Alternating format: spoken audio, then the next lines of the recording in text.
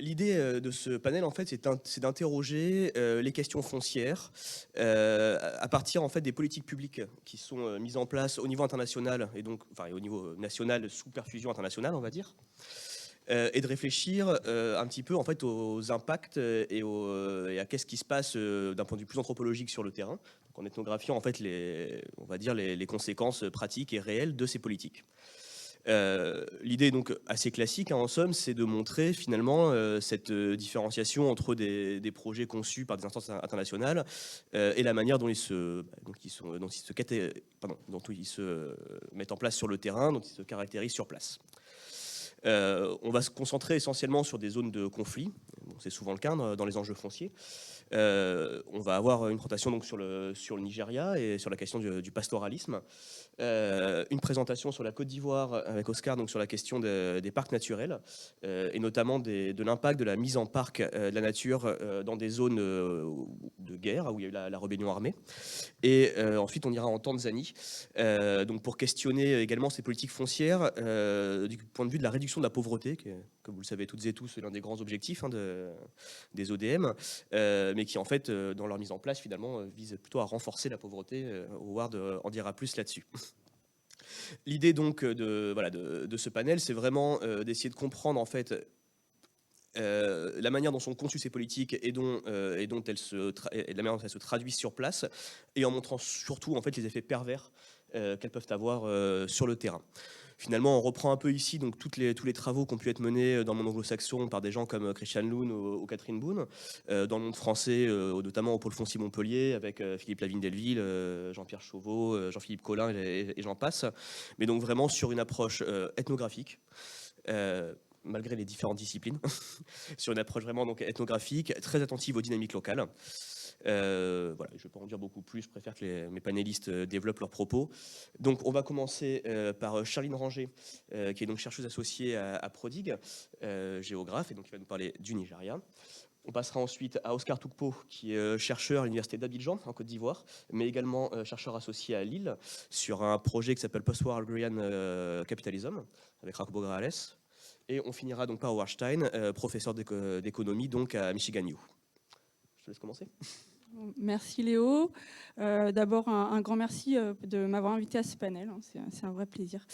Voilà, donc ma communication va porter sur le rôle des récits institutionnels et médiatiques dans les formes de mobilisation des enjeux violents dans les conflits violents, des enjeux fonciers dans les conflits violents, sur le cas plus spécifiquement donc, du pastoralisme en Afrique de l'Ouest et plus particulièrement au Nigeria. Alors rapidement, de manière très schématique, le pastoralisme renvoie à tous les systèmes d'élevage qui sont fondés sur la mobilité à la fois des troupeaux et des hommes. Donc c'est des mobilités à multi-échelles, mais y compris à longue distance et qui participent très largement aujourd'hui de l'intégration régionale en Afrique de l'Ouest. Donc cette communication, elle reprend les analyses qui ont été proposées donc, dans un article paru dans un numéro spécial de la revue RIED sur foncier et conflits violents.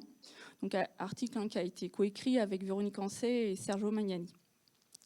Il s'inscrit dans le cadre d'analyse du nexus foncier conflit violent développé par Van Leuven et Van der Haar autour de deux notions, la notion de framing, cadrage, et puis celle de broker of meanings.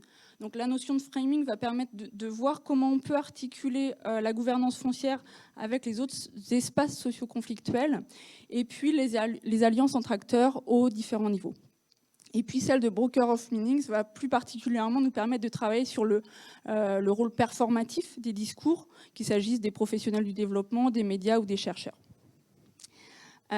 Et donc ce que je vais chercher à montrer sur le cas du Nigeria, c'est que les récits institutionnels et médiatiques, à la fois globaux et nationaux, fondés, vous allez voir, sur deux registres, celui du conflit agriculteur-éleveur et sur celui de la sécurité environnementale, jouent un double rôle pour le gouvernement. Donc, sur la scène intérieure, ils vont permettre de dépolitiser les violences et donc nier la responsabilité de l'État dans cette montée en puissance des violences.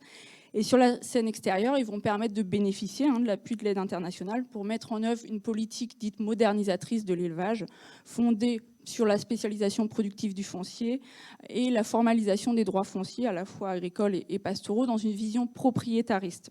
Vision qui permet à l'État d'affirmer son autorité sur les territoires et les populations. Et donc, ce qu'on va voir, c'est que ces récits justifient des propositions d'intervention publique en apparence neutres, car ancrées dans des registres très techniques, mais qui sont évidemment éminemment politiques. Éminemment politiques parce qu'elles concrétisent des conceptions du foncier qui sont en décalage profond avec les pratiques foncières locales, les rapports d'autorité, les formes d'identité qui se nouent autour du foncier localement. Éminemment politiques parce qu'elles vont redéfinir les usages de l'espace et promouvoir les intérêts de certains acteurs au détriment d'autres. Et puis plus spécifiquement sur le cas du foncier, parce qu'elles vont contribuer à redéfinir les critères d'appartenance sur lesquels est justifié l'accès et le contrôle des terres.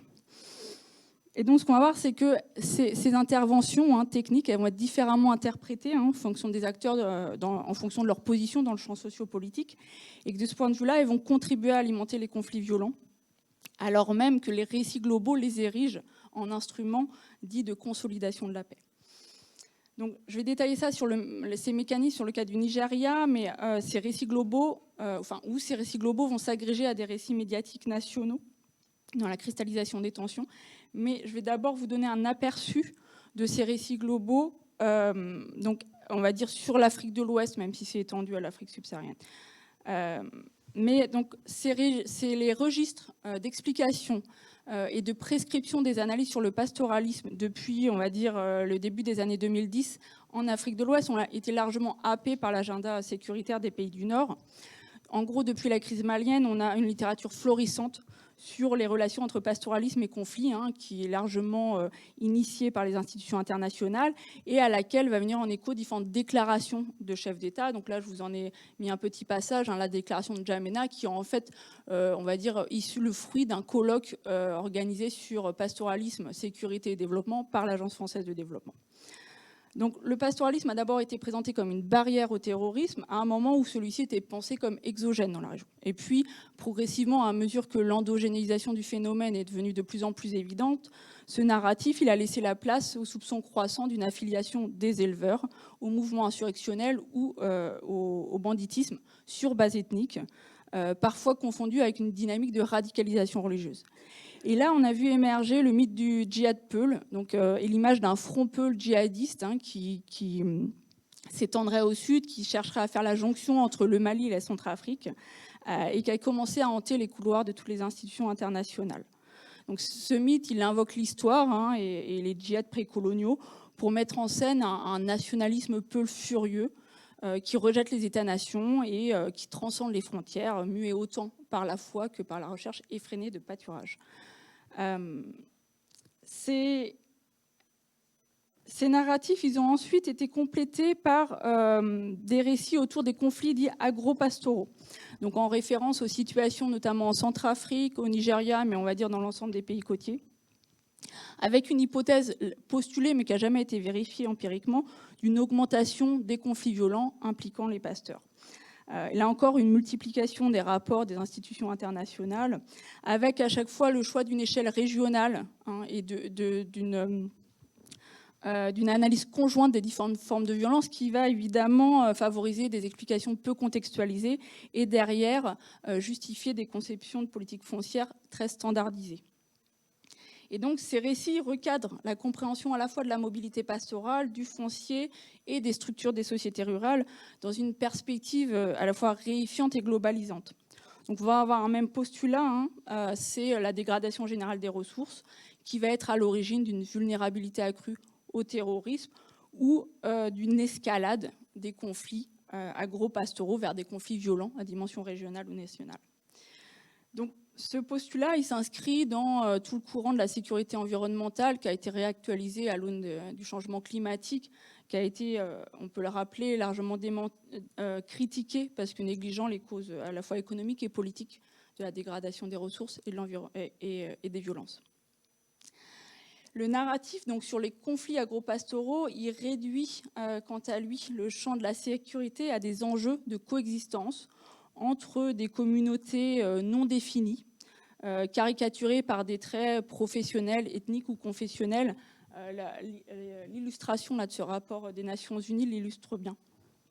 Donc on est vraiment dans ce cadrage qui procède d'une représentation caricaturale des groupes sociaux, selon un processus qui a été largement mis en avant, notamment dans les travaux de Tania Murelli, sur la simplification typique dont procèdent les interventions d'aide au développement autour de la représentation des groupes sociaux. Donc il va naturaliser et cristalliser les frontières entre des pseudo-communautés. Et donc, évidemment, en faisant disparaître toutes les dimensions politiques et les enjeux fonciers, ces récits ils vont permettre de reproduire, on va dire, les modèles techniques dominants dans le champ du développement agricole, du pastoralisme, de l'environnement, qui vont être à chaque fois fondés sur la vocation des espaces, la délimitation des espaces, l'encadrement de la mobilité, la privatisation du foncier.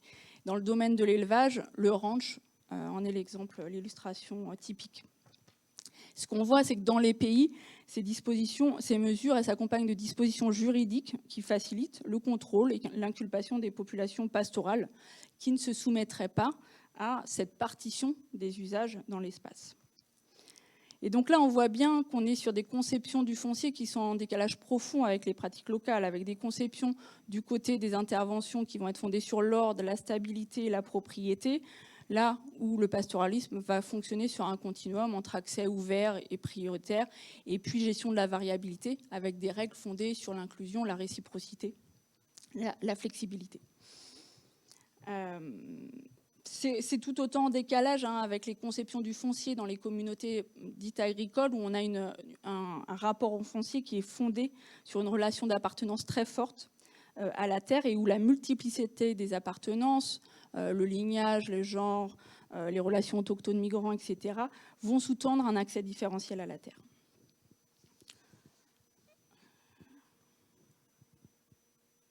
Voilà, donc quelques images pour ceux qui ne seraient pas familiers de ces contextes du pastoralisme en Afrique de l'Ouest. Voilà, donc ce qui est, alors je ne sais pas si tout le monde est familier du foncier, mais ce qui est très clair, c'est qu'on n'est pas dans les systèmes locaux sur une vision propriétariste, mais vraiment sur des maîtrises foncières variées, qui vont porter sur des ressources et des usages différents, qui vont s'articuler, avec des articulations variables entre les prérogatives individuelles et les régulations collectives, et qui vont permettre la coexistence d'une diversité d'ayants droit, mais aussi d'utilisateurs autorisés, à la faveur d'accords sociaux qui concernent autant la question de l'accès au foncier que la question de l'intégration des populations mobiles ou migrantes dans la communauté, ou du moins de leur protection. Donc, j'avance pour venir maintenant sur le cas du Nigeria. Donc, les violences qui impliquent des populations pastorales, elles ont ponctué l'histoire du Nigeria. La période actuelle se démarque par le maintien d'un niveau particulièrement élevé de violence depuis à peu près 2013, l'étendue géographique du phénomène, et puis la place surtout, compris ces violences, dans les médias et sur la scène politique nationale, avec par moments des violences qui ont pu prendre l'allure de guerre civile. C'est à partir de 2015, avec l'élection d'un président Peul. Donc les Peuls sont un petit peu l'image par excellence de la population pastorale, alors qu'évidemment, parmi les groupes Peuls, on va avoir des groupes effectivement d'éleveurs nomades mobiles, et puis des élites urbanisées, donc qui n'entretiennent pas nécessairement de liens étroits. Donc néanmoins, l'élection d'un président Peul va accélérer la politisation, la médiatisation de ces violences. Et puis, ces violences, elles vont exploser à partir de 2008, après que, à la fois l'État fédéral et les différents États du centre et du sud du pays vont mettre en place des mesures qui visent à encadrer la mobilité pastorale dans le but explicite de réguler les violences. Et en fait, on observe exactement l'effet inverse. Alors, la presse nigériane, elle a largement participé à véhiculer une image biaisée, ethnicisée, homogénéisante des violences. Mais aussi les experts, les médias, les agences d'aide internationales. Alors évidemment, ces récits ils sont problématiques à plusieurs titres. D'une part, parce qu'ils assimilent directement les acteurs des violences aux Peuls, qui seraient, eux, assimilés directement aux éleveurs. Et puis d'autre part, parce qu'ils masquent complètement l'histoire longue dans laquelle s'inscrivent ces violences, et puis l'éventail des ressources en jeu au-delà du foncier. Pour aller vite, on est dans des situations dans le centre du pays qui sont marquées par des tensions anciennes entre des populations qui se reconnaissent comme autochtones et puis des populations Haoussa et Peul à qui la colonisation britannique a confié le monopole du pouvoir. Derrière ces frustrations qui en ont découlé se sont exprimées dans le registre ethnique et religieux et elles ont été avivées. Ce n'est pas très original avec le tournant démocratique et donc la concurrence pour le contrôle des positions de pouvoir et de ressources associées. Donc que ce soit la rente de l'État, la question des infrastructures et des services, la définition du code pénal, le contrôle de la terre. Et puis il y a cette question aussi de la constitutionnalisation de la catégorie d'indigènes qui crée différents niveaux de citoyenneté à l'intérieur d'un même État. Donc en théorie, il est accessible à tous les résidents de long terme. Dans la pratique, il renforce la manipulation de l'autochtonie et il structure la politique d'inclusion et d'exclusion au niveau local, qui a permis de justifier dans certains États le retrait de terres aux populations Peul et Haoussa et de démanteler notamment le système d'école qui était destiné aux populations nomades. Alors, on voit bien qu'on est dans des violences qui s'ancrent dans des dimensions profondément politiques et sociales. Néanmoins, les discours portés par l'État fédéral, mais aussi les gouvernements des différents États fédérés, vont voir la cause des violences dans la mobilité pastorale et le fait que les usages de l'espace sont partagés. Et donc, ce qu'ils vont promouvoir pour apaiser ces violences, c'est des ranches collectives où l'accès au pâturage, d'une part, est délimité et d'autre part, est conditionné à la détention d'un titre foncier. Alors même que tous ces ranchs ont été promus depuis la colonisation et ponctués d'échecs. En fait, la proposition des États fédérés est techniquement similaire. Ils vont interdire en gros la transhumance et limiter le pâturage à la détention d'un titre privé dans un ranch. Sauf qu'elles vont se fonder sur des registres d'explications complètement opposés. D'un côté, pour l'État, on est sur la croissance démographique, le changement climatique, qui provoquerait l'invasion, donc là encore complètement inventée, des populations pastorales du sud du pays par les populations pastorales. Du côté des États fédérés, on va être au contraire ils vont contester ce récit et on va être sur une interprétation qui voit en fait dans les violences une offensive organisée visant à prendre le contrôle des terres et assurer une domination islamo-peul. Et donc le vote de ces lois dites anti-open grazing, voilà, sont présentées en tentant de stopper ces prétendues velléités territoriales et elles affirment que l'élevage n'est qu'un business et le pâturage une ressource productive dont la valeur marchande doit être reconnue. Niant évidemment toutes les dimensions sociales et politiques du pastoralisme. Et ça, ces propositions, encore une fois extrêmement techniques, vont donner lieu à des oppositions sociales et politiques très fortes avivées dans le contexte préélectoral de 2018, avec des questions autour des prérogatives respectives de l'État fédéral et des États fédérés sur le contrôle du foncier, avec des questions d'identité et de contrôle territorial, et puis la question des formes de citoyenneté. Alors, là, je vous ai repris un extrait d'un même entretien d'une élite d'une organisation pastorale qui met bien l'accent sur le fait que ces lois anti-open grazing sont perçues comme une négation de l'accès à la citoyenneté des populations pastorales au Nigeria. Encore une fois, pour ces États fédérés, le projet de ranch collectif de l'État est vraiment perçu comme un moyen de récupérer les terres autochtones pour les réallouer aux éleveurs. Donc là encore, on soutient un prétendu projet expansionniste.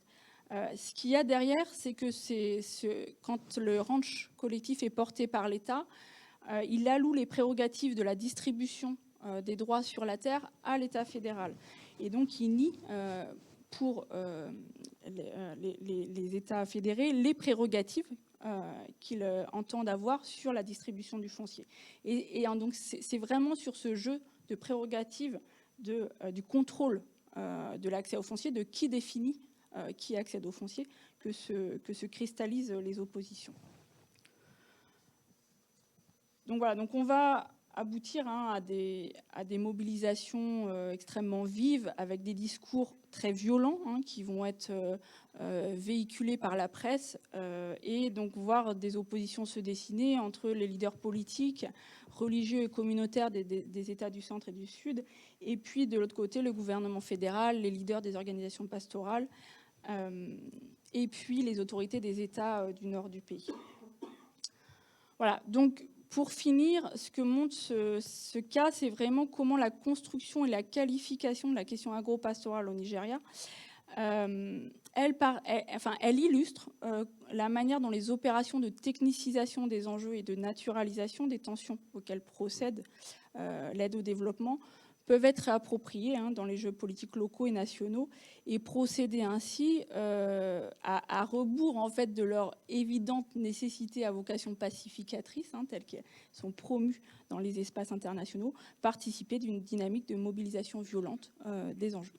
Ma communication s'intitule « Les politiques publiques de conservation forestière en Côte d'Ivoire entre aide internationale et réalité locale ». En fait, ce sujet fait partie un peu de nos résultats dans le cadre de l'ANA avec Léo Montaz depuis 2018 à aujourd'hui. L'ANA qui finit, je pense, en octobre. Voilà. Et ici, je présente un peu les résultats préliminaires de ce travail de recherche d'équipe. Donc, moi, je suis, comme j'aime bien m'appeler, j'aime bien le dire là, je suis sociologue de la brousse. Donc, je vais aller directement dans le vif du sujet. Il faut dire que ce tableau traduit un peu l'évolution du couvert forestier ivoirien de 90 à 2015. L'évolution montre que 60% du couvert forestier ivoirien a été détruit en 25 ans. Donc, si on parle de 2015 à aujourd'hui, on pourrait dire qu'aujourd'hui, nous sommes à moins d'1 million d'hectares de forêt en Côte d'Ivoire. Ce qui a poussé l'ONG MACDHEF, l'ONG américaine, a affirmé en 2018 que la Côte d'Ivoire n'est plus un pays forestier, puisqu'aujourd'hui, on a environ moins d'1 million d'hectares de forêt.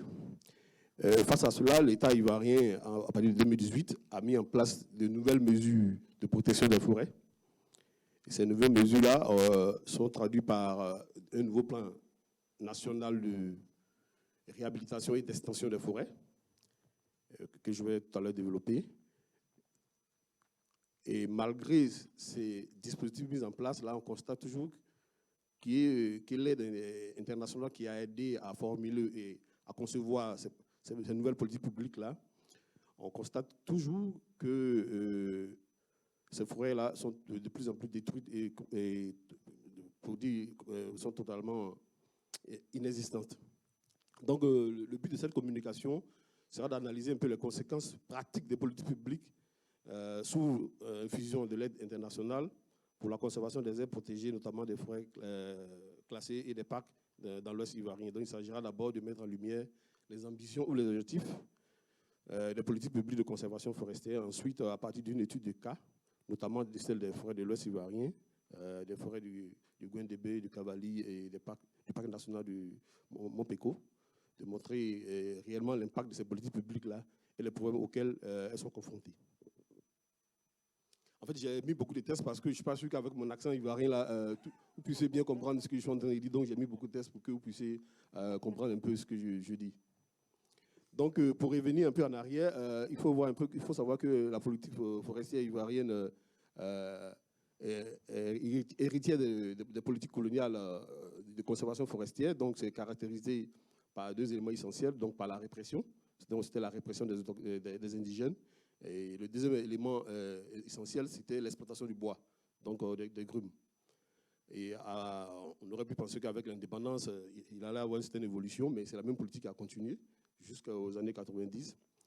Et cette politique-là, avec les plans d'ajustement structurel, l'État ivoirien ne pouvant plus financer totalement sa politique de conservation, a fait appel aux bailleurs de fonds, notamment à la Banque mondiale, qui est aujourd'hui le principal bailleur de la politique forestière et de la politique foncière ivoirienne.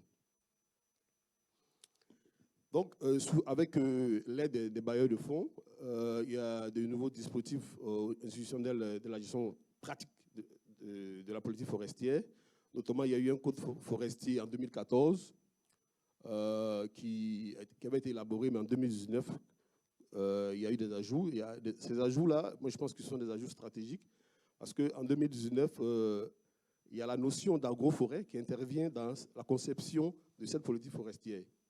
Et avec cette nouvelle loi, on a abouti à ce qu'on appelle aujourd'hui le SPREF, qui est la stratégie de préservation, des réhabilitations et des forêts.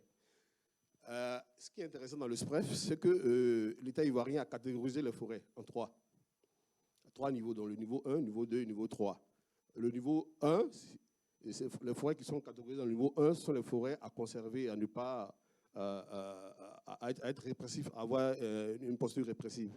Le niveau 2 et le niveau 3, ce sont des forêts plus ou moins où l'État ivoirien, en accord avec des privés, va faire appel à des privés qui vont plus ou moins faire de l'agroforêt. Donc, une forêt qui a été détruite, une société comme la Tannerie ou bien Unilever ou Nestlé, par exemple, pourra faire des plantations dans ces forêts-là. En contrepartie, au bout d'un certain nombre d'années, cette entreprise-là est chargée de reforester cet espace-là. Bon, ça paraît, à connaître un peu nos États au ouest africain, là, ça paraît un peu idéal, mais bon, on pourra en discuter. Et l'autre élément, c'est l'observatoire indépendant. Donc, il y a aujourd'hui une ONG qui est chargée du fait de la surveillance. Mais le souci avec cette ONG-là, c'est que les rapports, pour que ces rapports soient validés, il faut que le ministère des Eaux et Forêts donne son accord. Donc, un rapport qui est produit par cet organe-là, ce n'est pas sûr que ce soit validé si ce rapport-là contient des éléments qui peuvent nuire à l'image du ministère. Ensuite, il y a un autre élément qui aussi traduit un peu le libéralisme économique ivoirien, c'est la propriété de l'arbre. Vous savez, dans le Code forestier de 2014, il y avait un flou sur la propriété de l'arbre. En 2019, il y a un article qui définit que tout individu qui a un titre foncier ou un certificat foncier est désormais propriétaire de l'arbre qui est sur sa parcelle. Auparavant, ce n'était pas bien précis parce que avec les sociétés agro-industrielles qui allaient couper le bois, là, il y avait des conflits entre les paysans et ces structures-là. Donc, dans la mise en œuvre de ces politiques-là et des stratégies, il y a deux organes essentiels en Côte d'Ivoire qu'on connaît. Il y a la SODEFOR et l'OIPR. Léo en sait quelque chose. La SODEFOR est chargée de gérer ce qu'on appelle les forêts classées. Les forêts classées, à tout moment, peuvent être pour un besoin public. Donc, si l'État a un accord avec une entreprise, ces forêts classées peuvent être exploitées par des entreprises. Donc, des entreprises de boîtes, en Côte d'Ivoire, on connaît bien la société française Tannery et une société libanaise STBC qui ont signé des contrats avec la SODEFOR pour l'exploitation de bois. Mais dans ces accords-là, il est dit que ces entreprises-là doivent en retour reboiser. Mais ce qui n'est pas toujours le cas. Avec le terrain qu'on a mené, ce n'est pas ce qu'on a constaté. Et il y a la deuxième entreprise qui est l'OIPR, qui est chargée des parcs et réserves. Et cet organe-là est plus restrictif que la SODEFOR, puisque cet organe est chargé de conserver totalement ces espaces-là et on ne peut mener d'activités humaines dans ces espaces-là. Mais pour ce faire, il fallait que l'OIPR puisse avoir des fonds pour avoir un caractère plus ou moins indépendant. Donc, il y a une fondation qui a été mise en place, qui a collecté en 2017 25,5 milliards de francs CFA grâce aux donateurs. Donc, il y a les partenaires techniques et financiers et il y a des privés. Donc, ce qui a amené plus ou moins le ministère des Eaux et Forêts à privatiser certaines forêts. Donc, aujourd'hui, si vous avez les moyens, vous pouvez aller en Côte d'Ivoire, acheter un espace et le privatiser. Voilà. Donc, qui sont les partenaires techniques et financiers? Tout à l'heure, j'avais cité la Banque mondiale. C'est vrai qu'il est le premier bailleur qui, actuellement en Côte d'Ivoire, il y a le PIF, c'est le programme d'investissement forestier, qui est en cours en définition, comme je l'ai dit dans le papier, qui est en cours de définition. Il y a la deuxième phase qui commence très bientôt à partir de novembre. Il faut dire que la Banque mondiale a financé ce programme-là à coût de 56 millions de dollars pour la phase 1 et la phase 2. Je pense que c'est pratiquement la même somme. Hormis la Banque mondiale en l'AFD, qui est le partenaire traditionnel de la Côte d'Ivoire avec la France et l'Union européenne, et puis il y a d'autres structures qui contribuent à ce financement-là. Comme l'on va constater, il y a des bailleurs plus ou moins qui financent la politique forestière ivoirienne. Mais concrètement, où vont ces financements et qu'est-ce qui se passe sur le terrain réellement? C'est ce qui est l'objet réel de ma présentation aujourd'hui. Donc, voilà, avec cette carte-là, en 2013, dans l'Ouest ivoirien, il y a une forêt qui s'appelle toujours. Bon, c'est une forêt, mais en fait, j'ai du mal à dire forêt parce qu'aujourd'hui, lorsque vous allez dans l'Ouest ivoirien, c'est plus de forêt. En fait, c'est des forêts au sens juridique, mais pour un écologue qui arrive, c'est plus de forêt, quoi. Vous arrivez, ce sont des milliers d'hectares de cacao que vous allez voir. Donc, cette forêt, le parc national du Mont Péco est vidé de ses occupants, bon, de son chef qui s'appelle Amadeo Rémy, qui était un chef de guerre, qui s'est installé là à la faveur de la rébellion de 2002 à 2011. En 2013, il est arrêté et il a été jugé tout récemment à perpétuité, donc il est à Abidjan. En 2016, cette forêt est déguerpie. Bon, l'État utilise un langage plus ou moins soft. Ils sont délocalisés, donc les occupants sont délocalisés. Mais pour les ONG telles que Human Rights Watch et la RDH, ces populations sont déguerpies sans préavis. Et ces populations se retrouvent dans les villages environnants de cette forêt-là. Il y a le vert clair, là, vous voyez sur la carte, il y a un vert plus ou moins avec des pointillés. C'est le Mont Péco qui est là. Et lorsque ces populations sont avec l'appui des instances internationales que vous connaissez, sont déguerpies, elles se retrouvent dans les autres forêts. Ça vous dit qu'en fait, il y a une certaine connexion entre les infiltrés des forêts voisines. Et avec les flux migratoires que j'essaie de mettre en exergue sur cette carte-là, vous voyez un peu, il y a du Burkina Faso, il y a du centre de la Côte d'Ivoire et du sud-ouest ivoirien, qui est aujourd'hui la nouvelle boucle du cacao.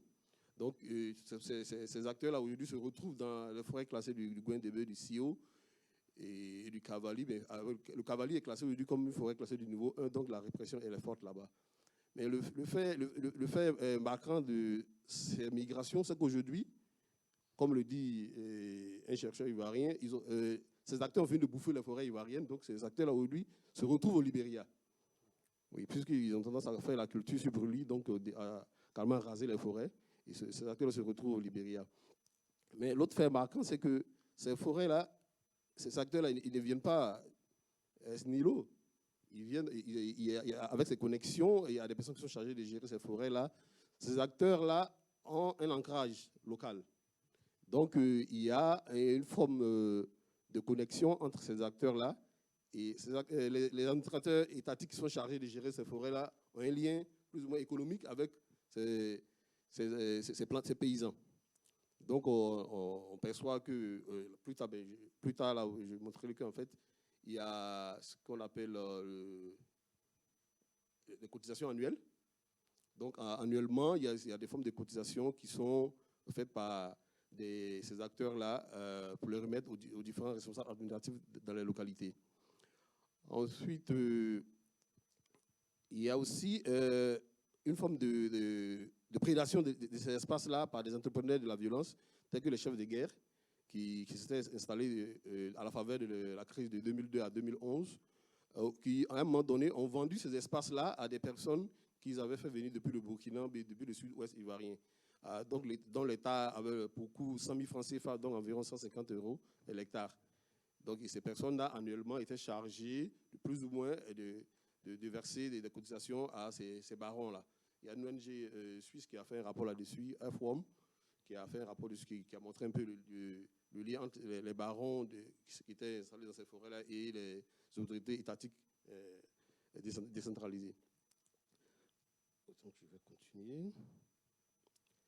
Donc, comme je le disais tout à l'heure, donc il y avait des réseaux d'achat. Et puis, l'autre fait intéressant, c'est la fluidité des alliances, un concept que j'emprunte à Marielle Debos. Il faut dire que ces espaces-là contribuent au jeu politique et au jeu électoral.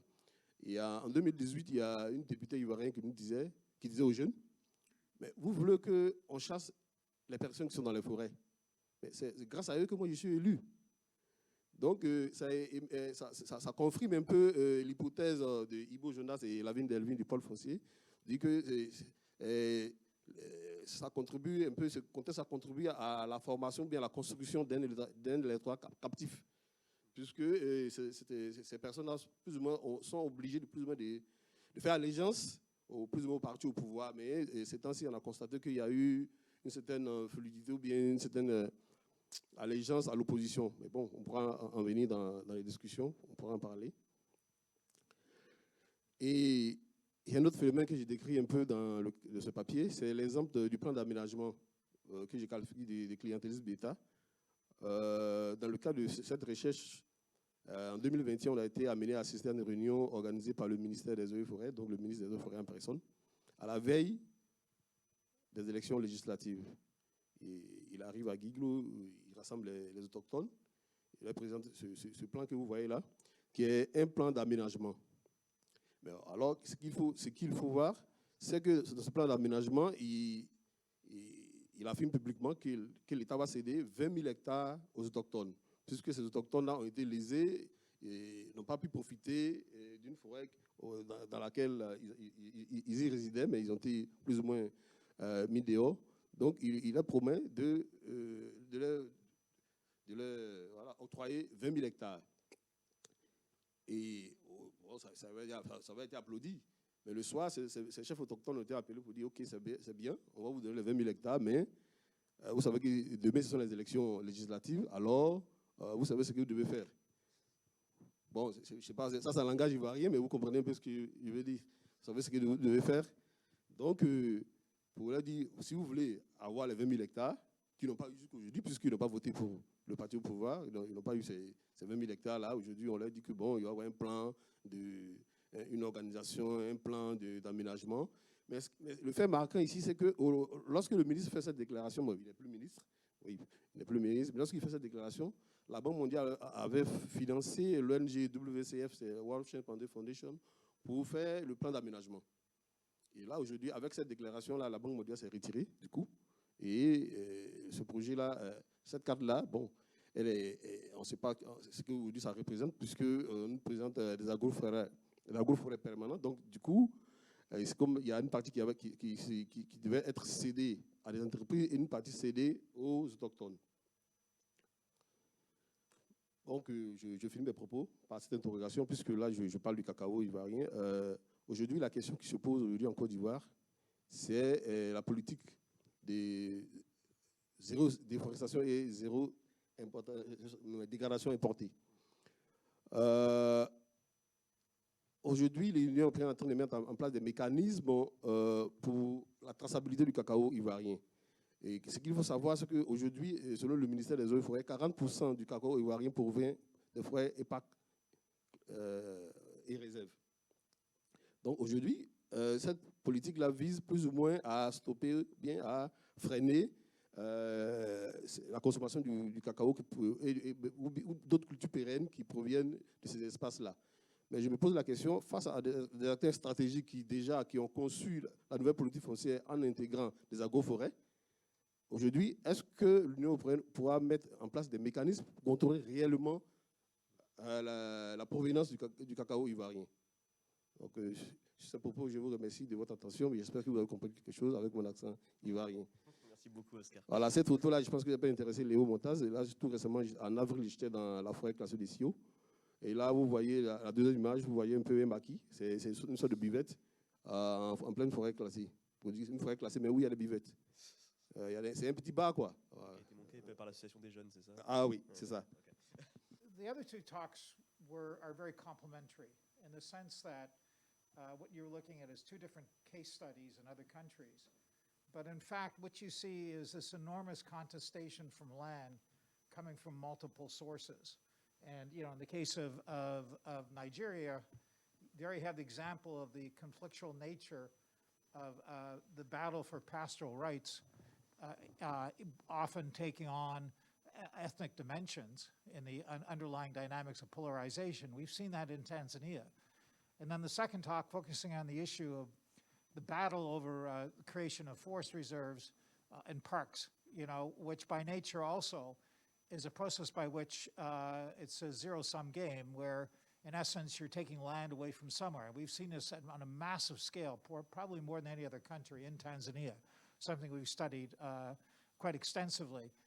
And in it, within that context, what you've seen now in Tanzania is somewhere in the area of maybe 40 to 50% of the land is reserved today.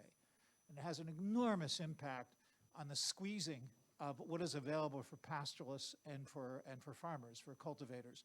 And so what we're seeing in the other countries is in some sense is a reflection of what's going on in almost every African country today, in which land foncier is disappearing.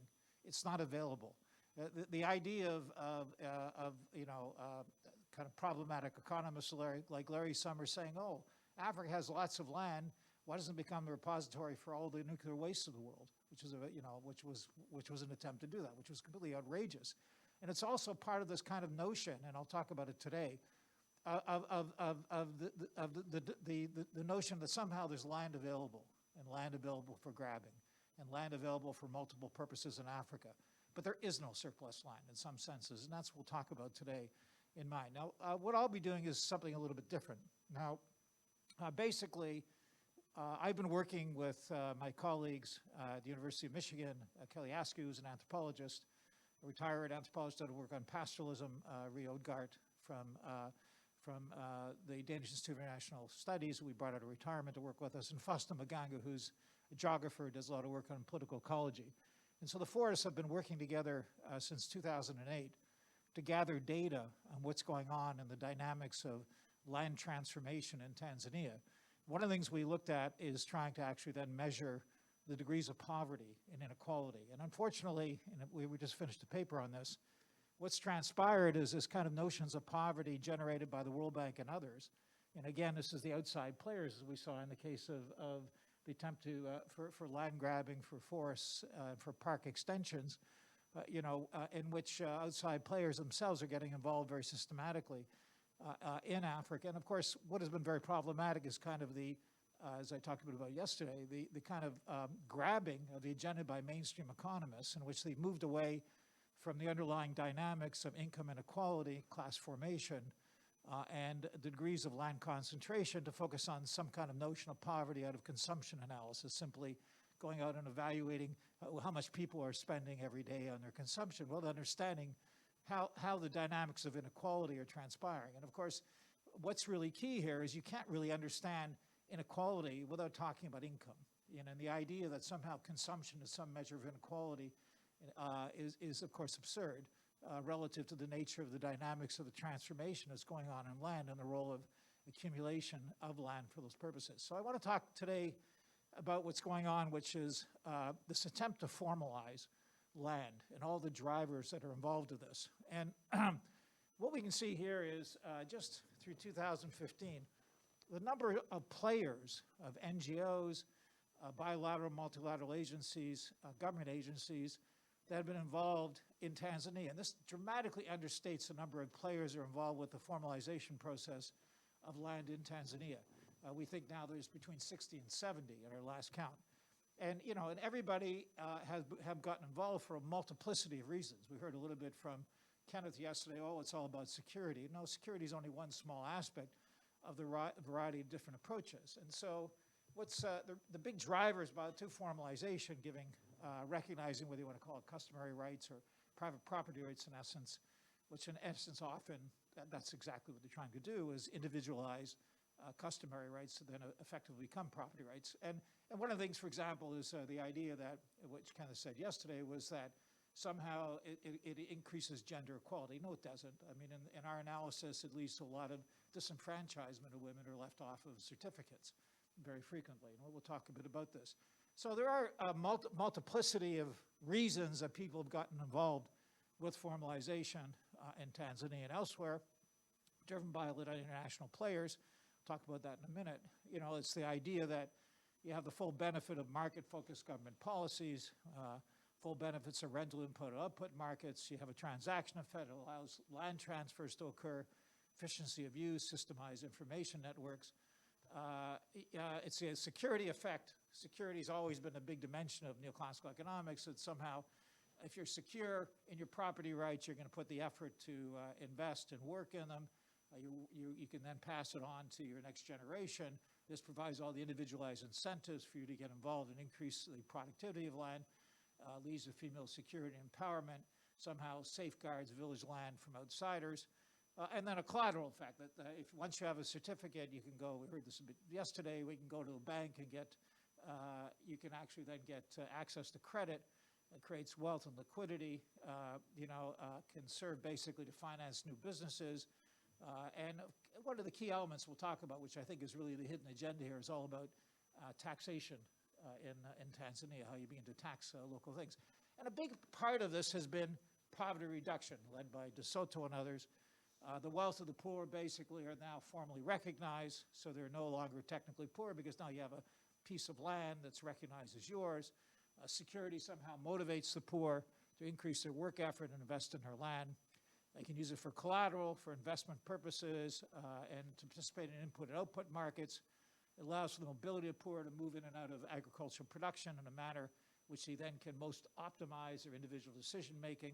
And therefore, it ends up being a mechanism to raise productivity, to enhance income. We heard a bit about this yesterday from the neoclassical economists. Well, it's all about raising productivity. One of the ways you raise productivity is giving people access. But there are also a lot of downside risks. And it increases landlessness, leads to foreclosures, possible usury in group lands, increasing inequality, conflict and insecurity, high expenses, enormously expensive. We'll talk about this in doing this formalization.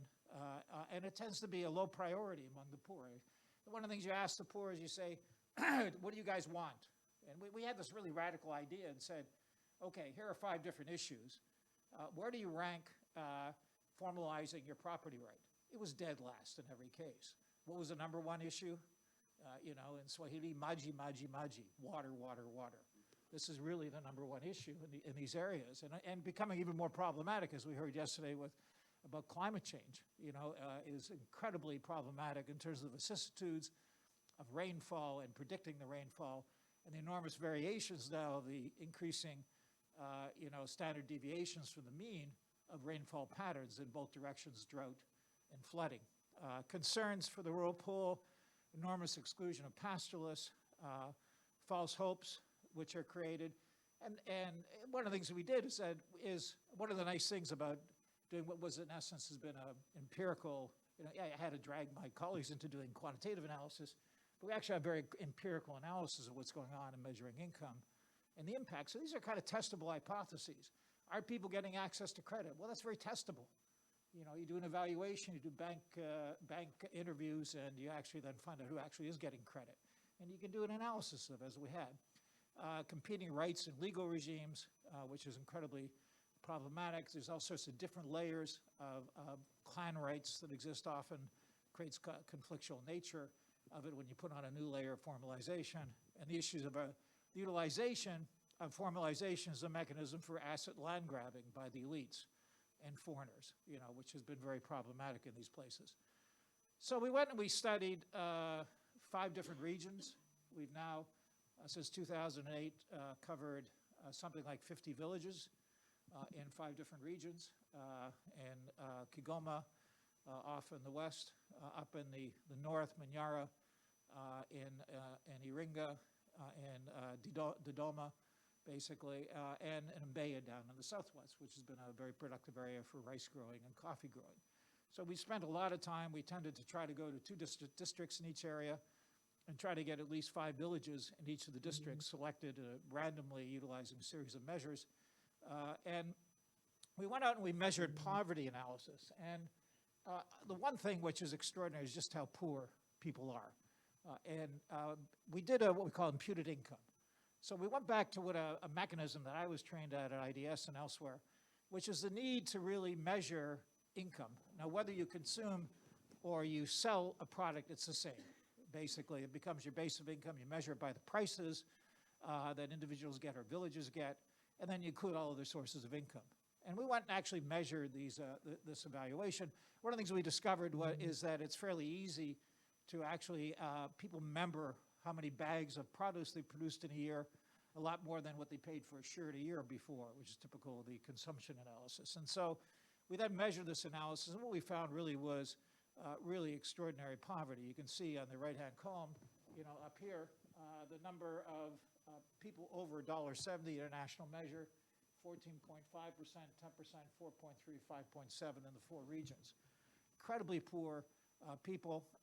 We then looked at poverty analysis, over time in the 4 regions, and what we have here basically is we have the percentage that are, and we measured poverty by what is, I won't go into the technical aspects of it, a kind of maize-based calorie analysis of what you pay relative to what is needed on an individual basis. And we discovered incredibly high poverty rates based on a maize-based poverty line in the region. You can see a vast majority, over 50%, of the region above the poverty line. Some exceptions, and Bay is higher because it has a heavy coffee growing. It's much lower because of heavy coffee growing and rice growing area. And we can actually then analyze what's going on over time with the different groups, and we can see here in terms of head count of maize poverty that people over 65 are poor generally, and what we see, of course, is a higher poverty level among women versus men. And we can also see the roles of education much higher in terms of those with lower education than higher, what we'd expect in the analysis. And so we then looked at the poverty analysis over time, what's going on, and what we did is we did something which was interesting, is we returned to the same households 5 years later. We've been at this project long enough so we can do longitudinal point analysis to see what's going on in poverty. And of course, what we discovered was that it's a real mix of certain amounts of people staying within poverty, some staying above poverty, a certain number going above poverty, and some falling into poverty. Roughly for every 2 person that gets out of poverty, 1 falls into poverty. So what we're seeing is a lot of human insecurity here of what we'd expect in the rural areas. Now, what about the acquisition of CCROs? So CCROs basically are the certificates of customary rights of occupation, which are part of the formalization process where you get an individual certificate. Well, having this private property customary right recognition doesn't make a difference. And, I don't have a lot of time to go into it, but what you basically see is that on the right-hand column, the ratio of the income of people that have gotten a CCRO prior to and held on it the longest over the 5 years, you see their income falling. You see those basically slight increase for those that get it during this period of time, and increase for those that didn't get it. And so what do you conclude from this?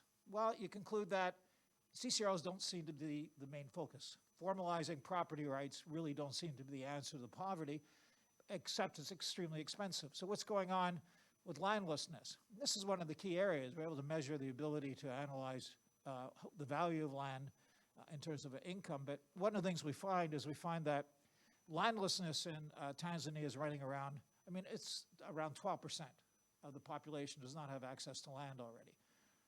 Much higher among the youth, basically, higher among the female-headed. What we see also is how many people, for example, in the World Bank project in Babati, how many people women got joint certificates. We can see here is roughly 3 to 5%. And so the vast majority of women are getting disenfranchised. Why does it occur?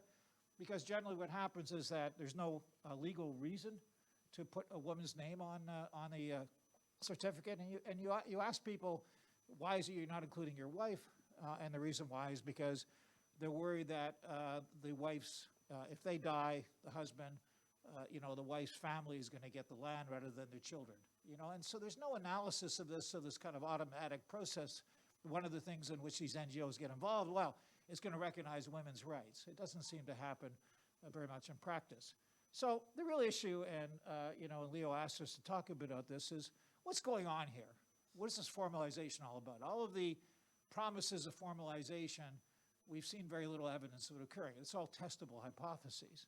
And what we can see here is a comment from the Ministry of Lands, all about basically there being all sorts of you have to get value in the land, we have to survey it, and once we surveyed it, we're going to find a lot of excess land available. The formalization exercise to identify villages with extra land, in which big plantations can be established, so there'll be a clear list that'll be made available to investors. So it's all about what's going on in terms of the ability of trying to find land. But in our multiple villages visits all over Tanzania, we didn't see any spare land hanging around. There is no excess land.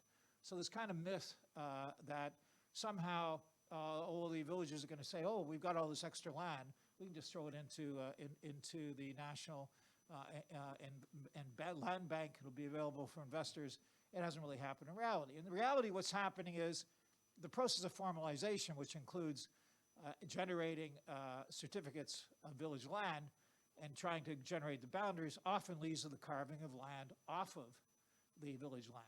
And so we know, for example, in one project in Kasulu, 45,000 hectares, a huge amount of land, came from 6 villages. One village gave up 20,000 hectares of land to investors. Who actually did the village land plan, which is part of the formalization process? It was paid for by the company. A little bit of conflict of interest here. You know, and so what ended up transpiring is, and we asked the villages in one village called Ngurugusu, we asked the village council, he said, how could you give up 20,000 hectares? They said, well, they're promising us jobs, you know, with this big sugar project, you know, and we're going to be able to maybe get into grower linkages, outgrower projects, growing sugar and make some more money. And there's also really a Sukuma there. So we don't really care that much about the land, meaning there were pastoralists settled on the land, and they said, okay, we don't care if those pastoralists don't have to leave off of our village. So again, we get this issue of the underlying conflict. And so the government goes around and claims, and this is a mythology, that 70% of the land in Tanzania is controlled by the villages, and then 28% of reserve land, 2% is general land. It's complete nonsense. You know, and we went out and we did a study using GIS, and we found that roughly reserve land is now 40 to 50% of the land of the country, and village land is probably down to 40 to 45%. And general land, which includes urban areas, is now probably greater than 10%. So already the rural villages have been squeezed, but they continue with this mythology that somehow, and this is the government still makes these claims publicly, and you know, and I guess under the late President Magufuli, we could have been arrested for putting out these statistics because they were not officially recognized by the Bureau of Statistics. So you know, but this is the reality of what's actually transpiring. So what's really occurring here is, you know, is you have this kind of notion of neoclassical economics, you know, with the work of Demsetz and Elshin Allen basically arguing that really efficiency has to occur when you have individualized control of property rights and security of those property rights, because then it'll give you the motivation to invest in the land, you know, and also cuts down on the expense of constant battle for your property rights, you know, and trying to protect your property rights, and hence you get an increase in investment, and that leads to higher growth. So formalization leads to exclusion on your property, protection of your property rights, security, investment, and growth. And DeSoto, illegal or extra land property are now formally recognized. The poor aren't really poor because they're sitting on lots of land. And so really what we have here, when we begin to formalize, you're completely abstracting from the dynamics of the power that exists in reality. Neoclassical economists don't like to talk about power, but really when you get into a legal environment and the players that are involved, it leads to a whole dynamic of enormous possibilities of land alienation from villages, and we saw it over and over again in practice. At the same time, what's going on is a huge expansion, as you talked about, parks and reserve areas in which the land is being grabbed. Who's been heavily involved with this? The G8, that are involved with titling, basically is beginning in 2012, 2013, and they had this notion 2012 that inadequate land tenure has been a fundamental impediment to development. This is the myth going on. And agricultural investment by small and large-scale producers in many countries. The key really is formalizing the land and in turn opening up for investors that has the win-win situation of protecting the poor at the same time as increasing wealth. The real question is what's going on here. Well, you know, Harvey might argue that capitalism is in a crisis of excess capital and excess labor with impediments to bring them together. So you have then, in essence, a crisis of overaccumulation dealt with by spatial temporal fixes with capital constantly relocating geographically. You know, and obviously the question becomes with the G8, you know, and eventually what originally was some of the discussions of creating these corridors from the World Economic Forum back around 2008, 2009, Tanzania getting involved with creating this huge corridor of access investors. And so we have then the G8 getting involved with the formalization project in Tanzania in 2014. You know, is this kind of a process of greater accumulation by dispossession or private wealth and power expanded through dispossessing the public of their wealth or their land? And, you know, it leads to some key quotes by people such as, you know, the head of Cargill basically admitted, you know, where's the future of our profits? Where's the future of agricultural production and agro-processing? Oh, the key is to make better use of land in Africa, and the very heart of that is private property rights. And so are we witnessing these wealthy expansion attempts? Well, what we've had is we've had a series of high-level European community, first in Mbeya, the World Bank getting involved with a big project, which we followed in Babati and Bariadi through 2014. The G8 then getting involved with a big project on formalization in Kilombero, you know, which we were heavily involved with, and part of our research halted it because we were working with the Danish embassy, in essence, and they went through with that. And then finally now a massive, and then at the same time, USAID being involved in the project in Iringa with formalization, and now a huge project with the World Bank to formalize basically the rest of land in Tanzania, rural areas with a $150 million project, which was signed in 2020. And so the real issue is why all this interest in formalization? The interesting thing is that with all these NGOs and with all these projects going on, you know, has anybody done the kind of work we're doing? No. Nobody's actually said, what impact is this having on people's lives? It's all about trying to reduce the cost and then pushing forward with the agenda without any serious contestation about the impact that it's having and relative to the series of hypotheses about the supposed purported benefits associated with it. And of course, there's the other agenda. And the agenda basically is all about taxation. And so commenting on land survey and planning, Nunge basically, who was the commissioner of land, basically said, every legal owner is required to pay rent. The law has given us a grace period of 6 months, the respective year for July 1st to December 31st, to clear the payment before paying with an interest of 1%. When the rent is not paid, we normally default the defaulters through notice, and after 14 days, we start taking legal actions and collecting the government taxes, including the default on land. And so what we're seeing increasingly throughout Tanzania is they've spent what is now hundreds of millions of dollars to formalize. It raises the question of the enormous opportunity costs, what really raises the standard of living of the population rural areas. Crazy things like irrigation, right? Good roads, you know, storage facilities, assistance with marketing, price supports. You know, there's a whole series of things, access to improved seeds, you know, agronomy. I mean, there's a whole series, extension. These things we know have been proven, yet they're focusing on this idea that somehow give somebody an individual formalized title, and that's going to solve the problems of rural development. So it really raises the question of what is really going on here. You know, and it's important then to kind of, as we go forward, just as my two colleagues here talked about it, it's important to contest and understand what the real agenda is, who the drivers are here, and what the real consequences are of this attempt to formalize land. Merci beaucoup, Howard. Merci à tous les trois pour ces présentations d'abord que j'ai trouvées plutôt complémentaires, et merci du coup d'avoir respecté cette idée de questionner en fait ces discours et ces discours techniques qui en fait cachent, comme je le dis, Charline, cachent en fait finalement des enjeux extrêmement politiques. Et faut-il le rappeler, en plus, dans un continent comme l'Afrique, où encore 60% des populations sont rurales. Et donc, en fait, ces politiques foncières touchent de manière extrêmement large les populations africaines. Je vais très vite passer la parole à la salle pour qu'on puisse discuter, mais peut-être juste quelques éléments là, qui me sont venus en tête en vous écoutant. Finalement, en fait, dans cette formalisation des politiques publiques, on est un petit peu dans ce qu'a récemment désigné Jean-Pierre Olivier de Sardan comme des modèles voyageurs. Donc, c'est-à-dire des choses qui sont extrêmement normalisées à des niveaux institutionnels et qui sont donc réparties par la suite dans tout un tas de contextes. Et pour reprendre le titre de son dernier ouvrage, donc les contextes se vengent et donc répondent aussi en créant des nouvelles formes de crise, en repolitisant des enjeux alors qu'en fait, les institutions les pensent comme dépolitisées, ou en créant, ce que vient de décrire Howard, des situations encore plus dramatiques liées à la position de politique néolibérale.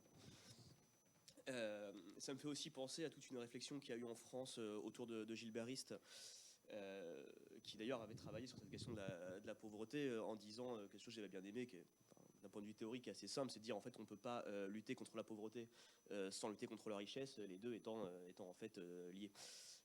Voilà. Donc c'est des situations aussi.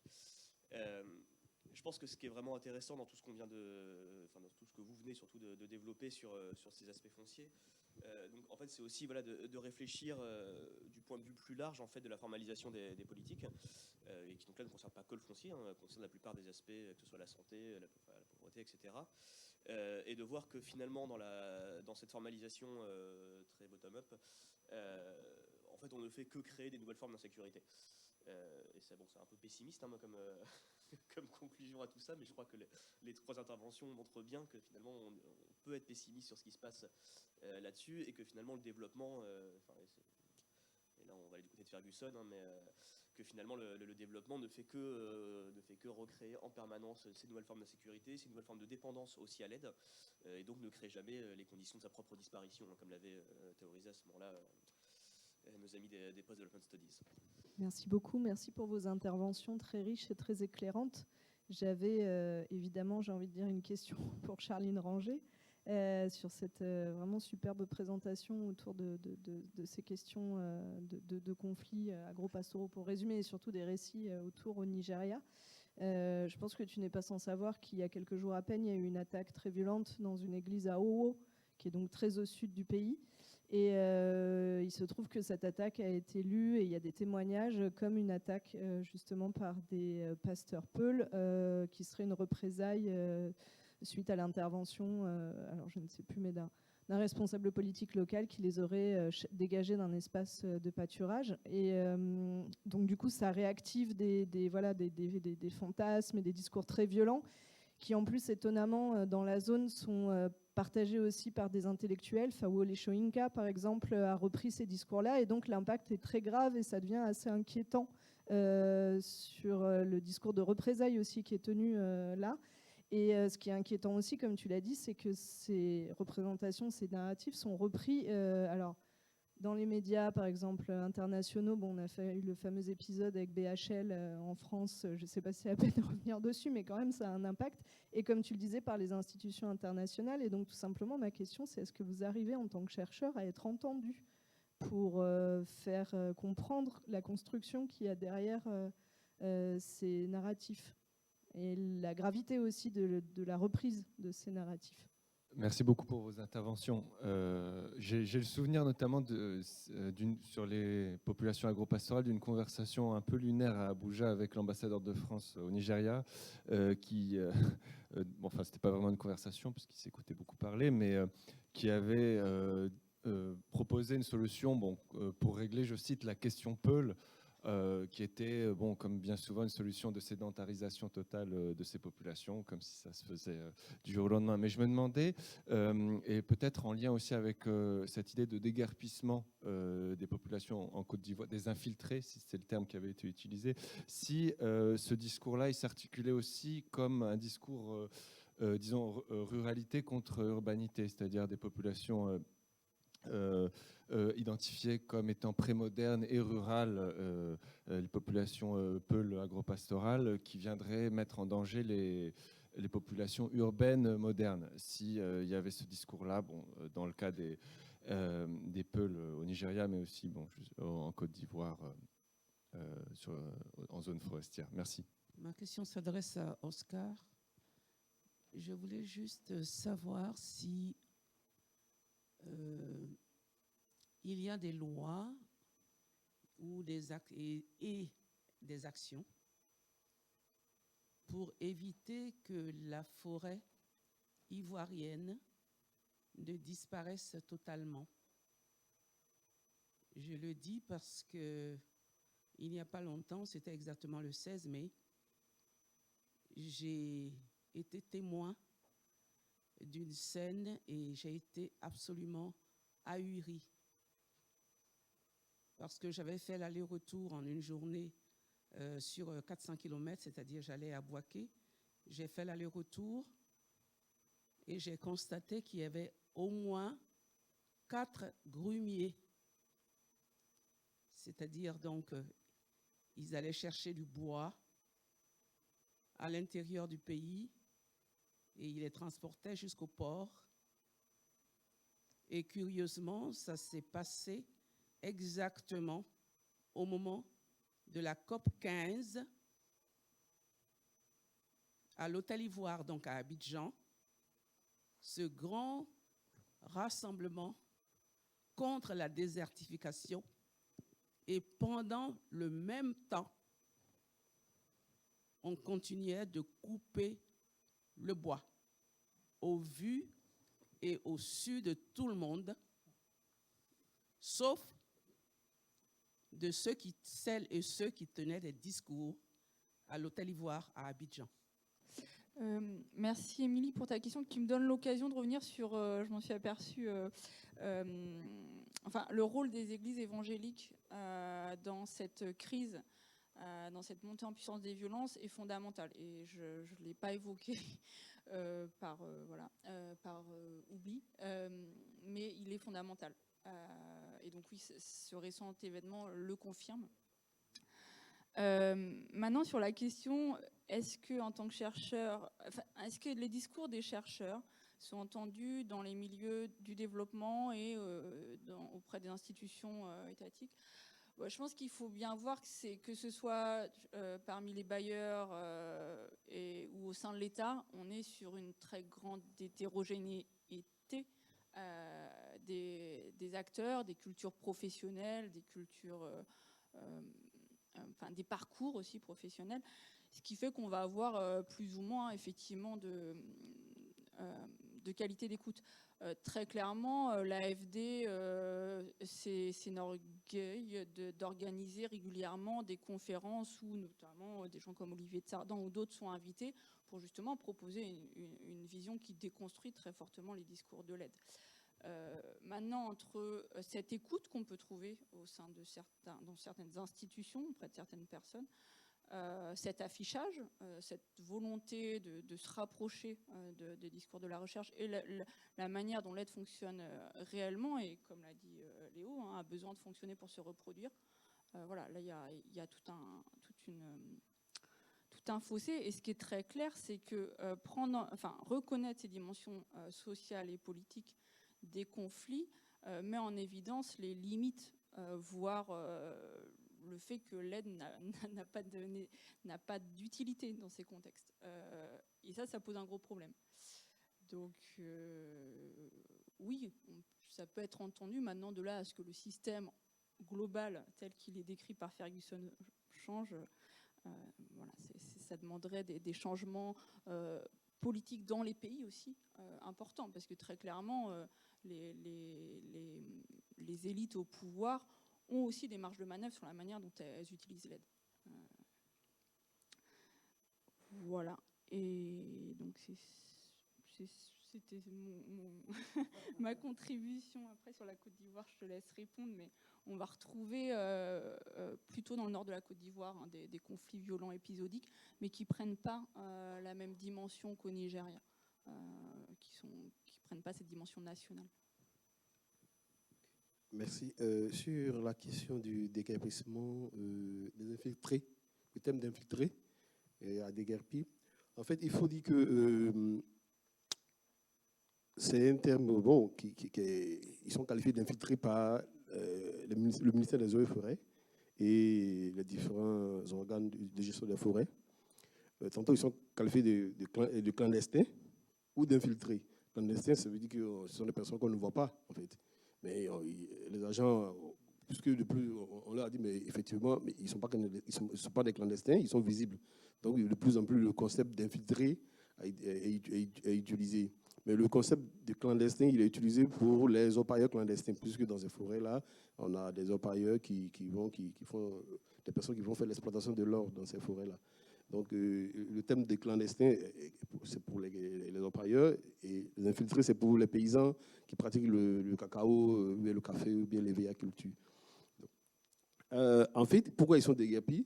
En fait, la loi, pour exercer une activité dans les forêts classées, en Côte d'Ivoire, il faut avoir un permis de concession. Et ce sont les grandes entreprises qui ont ces permis de concession-là. Et ces permis-là, le plus souvent, sont octroyés à Tanré ou bien à la STBC, ce sont les grosses entreprises de bois.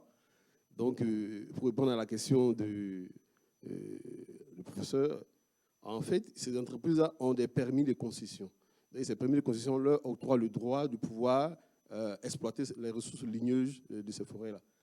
Du coup, on pourrait dire que à la COP 15, c'est vrai qu'on lutte contre, c'était pour un discours de lutte contre la désertification, c'est vrai, mais la Sodefort, qui est une entreprise d'État, qui est la Société de développement des forêts, fonctionne sur fonds privés. Donc, cette entreprise a besoin de vendre, a besoin de concéder des parties de forêts aux entreprises pour renflouer ses caisses. Donc, et contrairement à l'OIPR qui gère les parcs, cet office-là a des fonds de l'État et le fonds d'autres bailleurs tels que la WCF, la WWF, l'AFD pour conserver uniquement ces espaces-là. Donc, les espaces qui sont exploités, ce sont les espaces qualifiés de forêts classées. Donc, une forêt classée, comme les Ivoiriens, si on classe une forêt, c'est qu'on peut la déclasser. Voilà, ça c'est le langage ivoirien. Si on classe une forêt, c'est qu'on peut la déclasser, donc on peut l'exploiter. Donc c'est ce qui fait un peu la différence entre les forêts classées et les parcs et réserves. Mais pour les parcs et réserves aussi, il y a une limite aux réserves, parce que les réserves, dans le langage, si on réserve une partie de la forêt, c'est qu'après on peut l'exploiter. Ou bien transformer cette partie-là en parc. Mais bon, ça dit que le langage il est un peu subtil, quoi. Mais pour les parcs, là, c'est la conservation pure et simple. Mais pour les forêts classées, lorsque vous voyez une forêt classée en Côte d'Ivoire, il faut vous dire que cette forêt-là, elle a été juste classée pour être exploitée dans le futur. So, just to respond to your question, so the issue here is, as an independent researcher, we have no vested interest in what the outcome is. And that has given us a power, in some senses, of having an opportunity to affect outcomes. In the sense that whether property right formalization works or not, I'm still going to be a professor at the University of Michigan, right? They're not going to cut off my funding. And so, in essence, we felt a responsibility to look at these issues in an interdisciplinary manner and to dispassionately present our results. And so one of the things which we've done continuously is to hold meetings with NGOs and to give a series of lectures in Tanzania to various groups. And so we felt an obligation all the way back from 2013 when we funded a conference of NGOs and donors to have an opportunity to discuss these issues. But what, of course, happened in Tanzania problematically is, you had the election of Magufuli, who was very Trump-like, and his attempt to kind of silence dissent and disagreements, and then scaring off independent research and statistics. And so we still continue to work, and we still continue to publish. And what's, of course, really central as an academic is to have peer-reviewed publications so that they're properly evaluated, and then begin to play a role in the debate. But to be honest, is our research going to have an effect on the World Bank? No. For years, many decades, I've been a critic of the World Bank. I've published a lot on it. Have they read anything I've ever written? Maybe once or twice. But for the most part, it's the power and structures behind aid agencies and agendas are not really affected very systematically by outside research. And do they have internal research? Generally, it supports their agenda. It's not done in a very critical fashion, and it's very problematic. But as academics, you know, we hope we have the highest credibility in the sense that we're not tied to anybody. We've always had independent sources of financing for us to say what we see, you know, and as an economist, I like working with numbers and I like working statistical analysis, but I also think it's important to do qualitative research and ethnographic work and really understand the contextualization, you know, and the detailed analysis, because it provides depth and understanding to the numbers, you know. And so we spent a lot of money doing quantitative work and putting together a data set, which I'm still analyzing. But at the same time, we have hundreds and hundreds of hours of interviews, you know, with key people. And so again, the idea then is to put forward your research findings, and becomes really central to present them in the form where you can, hopefully without getting arrested. But now that Magafulis move on to a new world, hopefully they won't be throwing us in jail for publishing our statistics and for telling the story as we see it.